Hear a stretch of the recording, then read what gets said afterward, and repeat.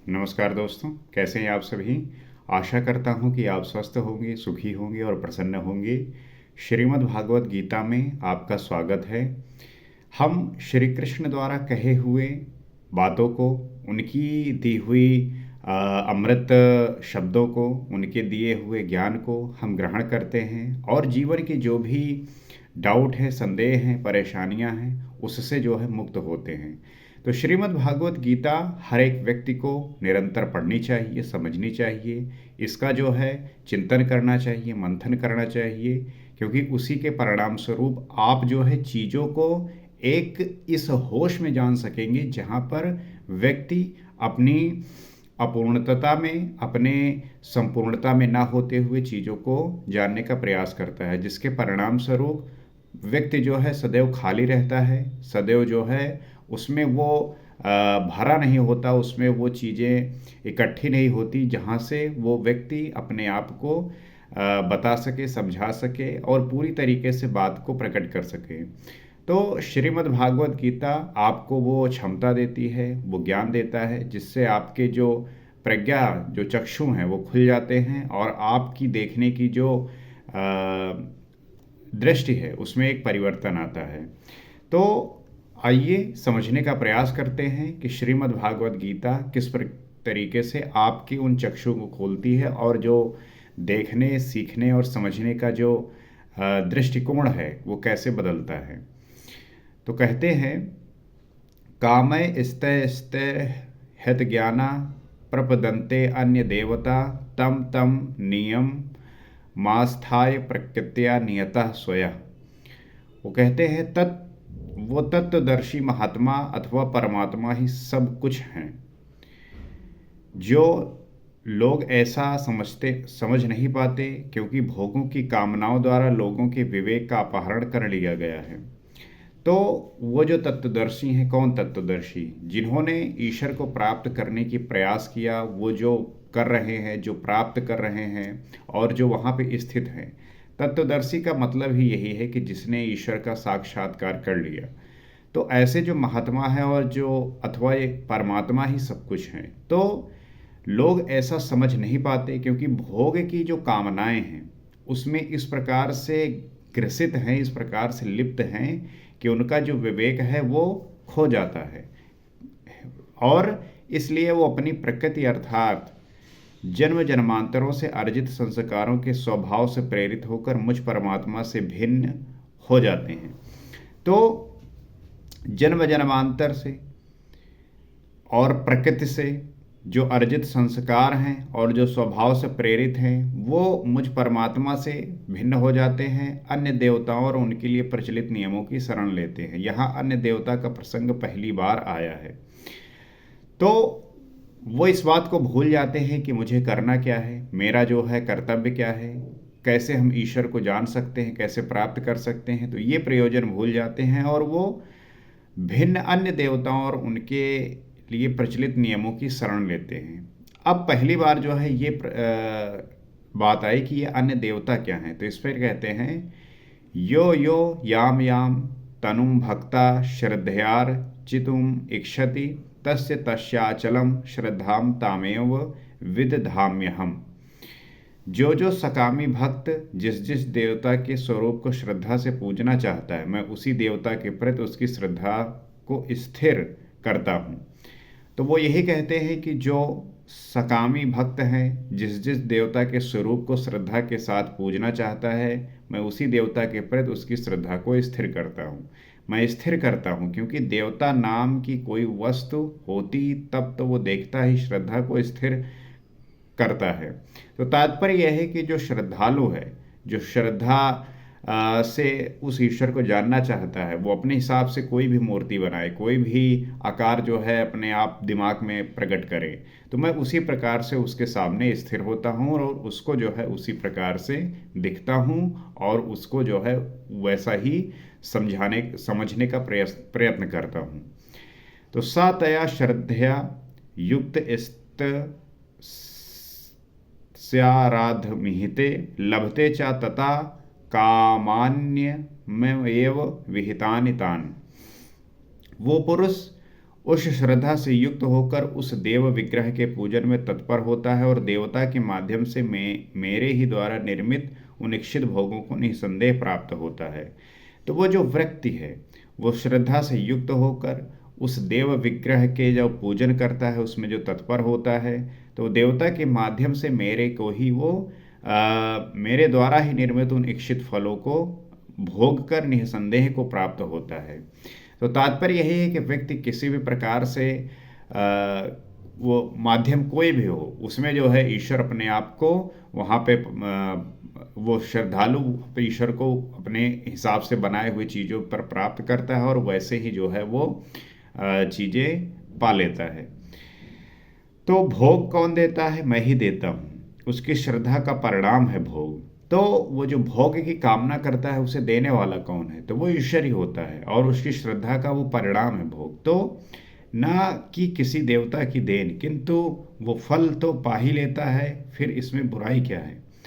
तो वो जो श्रद्धा से युक्त होकर कर्म करता है उसके परिणाम स्वरूप जो फल प्राप्त होता है वो मेरे द्वारा ही दिया जाने वाला फल होता है।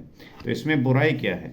तो इस पे कहते हैं कि जो ईश्वर फल दे रहा है तो उसमें क्या बुराई है?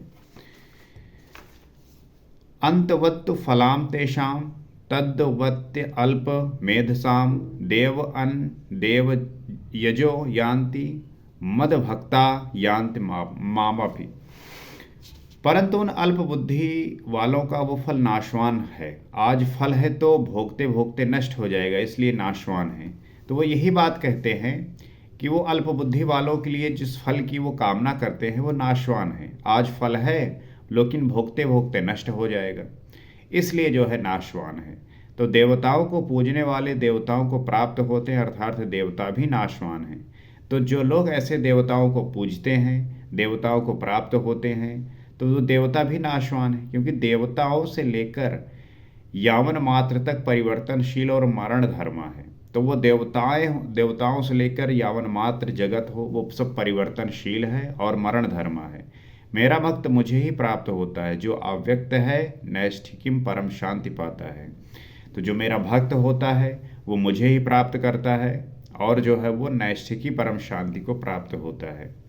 जैसा कि हमने तीसरे अध्याय में ये समझा था कि श्री कृष्ण ने कहा कि इस यज्ञ द्वारा तुम लोग देवताओं अर्थात दैवी संपत्ति की उन्नति करो।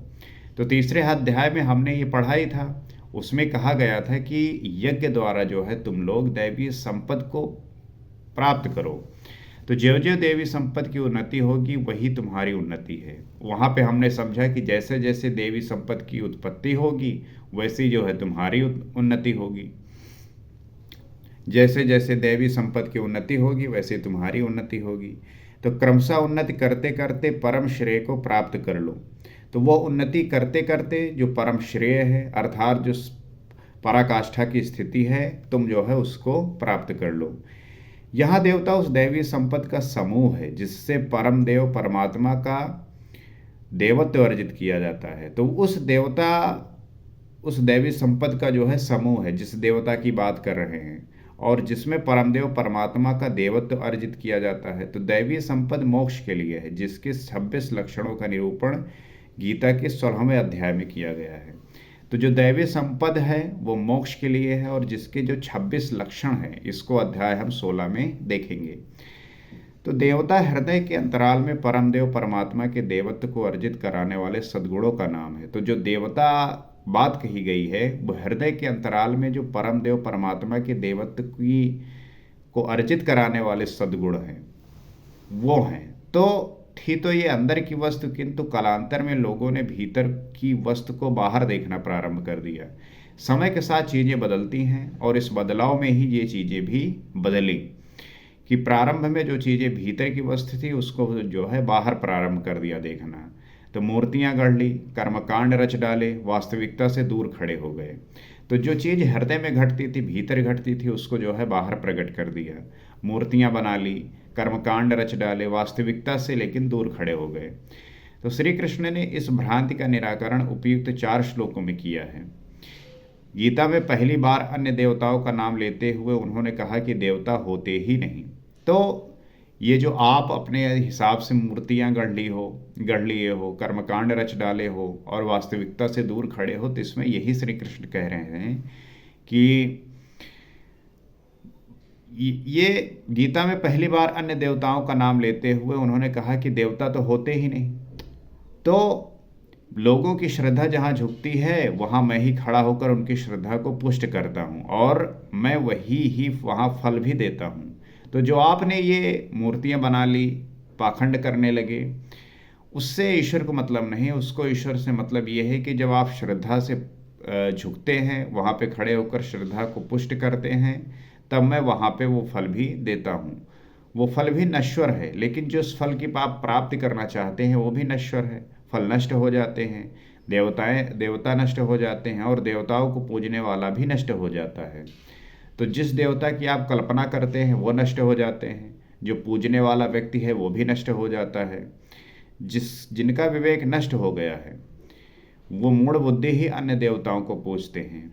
अब यहाँ पे बहुत बड़ी बात है, अगर हम किसी व्यक्ति से कहेंगे कि तुम मूर्ति पूजा करते हो तो बेवकूफ़ हो, लेकिन श्री कृष्ण यहाँ खुद कह रहे हैं कि अगर तुम अन्य देवताओं का पूजन कर रहे हो तो उससे आपका जो विवेक है वो नष्ट हो गया, इसका मतलब। और जो मूढ़ बुद्धि ही अन्य देवताओं की पूजा करते हैं, जो मूढ़ बुद्धि वाले हैं, जो इस बात की समझ नहीं है, वही जो है अन्य देवताओं की पूजा करते हैं। तो श्री कृष्ण तो यहाँ तक कहते हैं कि अन्य देवताओं को पूजने का विधान ही अयुक्त संगत है।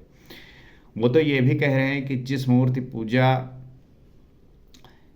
अन्य देवताओं की पूजा का विधान है ये अयुक्त संगत है, मतलब युक्त ही नहीं है। तो इसे समझने की बात है और हमारे यही बोध का विषय है कि जो चीज़ आपके भीतर है, जो सदैव आपके साथ है, जो सदैव आपके साथ गतिमान है, वो आप उसको जानने का प्रयास करिए, उसे समझने का प्रयास करिए। परंतु आप जो है सदैव वो बाहरी जो अन्य देवता हैं उसके प्रति आप जो है आसक्त रहते हैं, उसी की जो है पूजा करते हैं। तो ईश्वर को जो है उसमें आपकी श्रद्धा को देखते हुए वो अपने आप को वहाँ पे स्थापित करते हैं, ताकि आपकी जो श्रद्धा है वो बेकार न जाए। लेकिन जो विवेकी हैं, जो समझदार हैं, उनको इन सब की आवश्यकता नहीं पड़ती, क्योंकि उनमें वो सक्षम हैं, वो जानते हैं, उन्होंने पढ़ा है, समझा है। इस वजह से वो जो है इन सब चीज़ों से दूर होते हुए अपने भीतर ही ईश्वर को समझकर और उसे जानकर उसे पूजते हैं, उसे समझते हैं।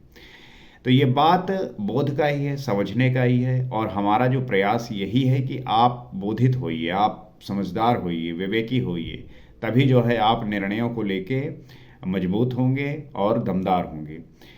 तो आशा करता हूँ कि ये वीडियो आपको पसंद आएगा और इसमें जो हमने बात किया ये भी ठीक लगेगा। और अगर ऐसा ठीक लग रहा है, अगर आपको लग रहा है कि ये चीज़ें जो हमारा संवाद है, आचार विचार है और इसमें जो हम सीखते हैं ये उपयोगी है, और आपको लगता है कि आप कुछ चीज़ें ऐड ऑन कर सकते हैं, ऐसा क्या कर सकते हैं कि आपको ये चीज़ें और ठीक लगें, तो इस चैनल से आप जुड़ सकते हैं, इससे सब्सक्राइब कर सकते हैं, फॉलो कर सकते हैं, ताकि हम इसी प्रकार से जब बातें करें, चर्चा करें, तो उसमें जो है आप भी सम्मिलित हो सकें।